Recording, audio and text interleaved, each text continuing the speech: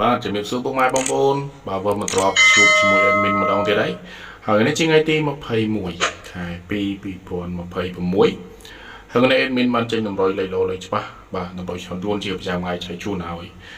ពុកម៉ែបងប្អូនយកទៅលេខផ្សងសំណាងទៀតដែរណាបាទហើយវីដេអូនេះបាទឃើញហើយកុំភ្លេចចុច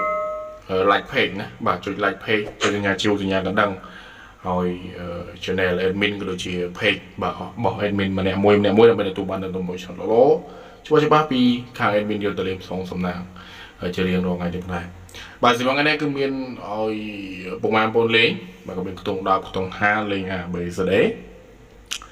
បាទលេខគ្រាប់គឺមាន18 19 56ក៏ដូចជា57បាទសម្រាប់3លេខគឺមាន185គុណ5 67គុណបាទតម្រុយក្នុងនេះអាចយកទៅផ្សងសំណាងអាចយកទៅចាក់លេងបានសម្រាប់វេនម៉ោង1ម៉ោង4ម៉ោង6បាទពុកម៉ែបងប្អូនអាចយកទៅលេងបាទលេខដែល admin ឲ្យគឺសិតតលេខលោសិតតលេខច្បាស់ហើយសម្រាប់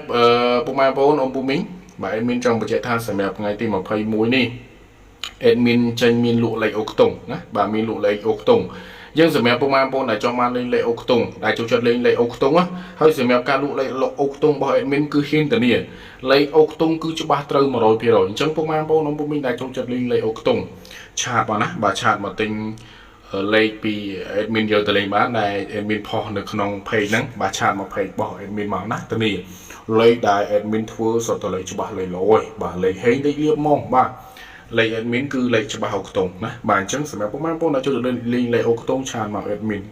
គឺ admin ហ៊ានធានាថាត្រូវ 100% ហើយសម្រាប់សគុណសេវាសមរម្យទេបាទសគុណសេវាតែលេខអូមួយខ្ទង់លេខតូចមួយគ្រាប់លេងពីប៉ុស BC ហើយសេវាហ្នឹងគឺតែ$10ទេបាទសេវាតែ$ហើយធានាលេខល្អលេខច្បាស់ចង់បានឆាតមក admin ណាបាទសូមអរគុណសូមជម្រាបលា